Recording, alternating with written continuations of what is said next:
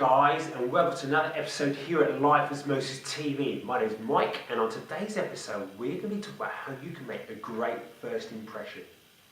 Now, when you meet people for the first time, they're going to make first impressions, of course, and it's our job to make that first impression, because if you don't get a second chance to make your first impression. There is that old saying. And this is where we've got to be a little bit more conscious about what we do and what we say.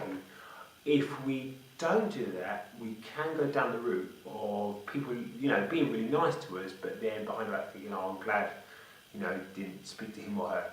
And that's because we haven't done some basic things. And these are things we often take for granted. We often overlook them, some of the most simple things. Other videos we talk about smiling, but on this one, the first impression we're going to look is actually remembering someone's first name. So when you meet someone for the first time, they're going to tell you your name. And you can say, oh, it's a pleasure to meet you, Sandra, or good to hear from you, David. Look forward to hearing from you next time. But saying their name back to them means a lot to them, because it means you've told them, they've told you their name, you'll tell it back, it's like you've acknowledged it, and you're reminding them of it. And when you see them again, you can talk to them by their first name. People remember these things. They remember you for these small subtleties. People are a little bit more smarter than what you think. And by us being a little bit ahead of the game and actually remembering them by the first name, they're in the back of their mind, they'll remember you. There's nothing worse when you're speaking to someone, they've told you your name, and perhaps a few days later you see them and you say hi, and then what you need to say, but you haven't actually remembered the name.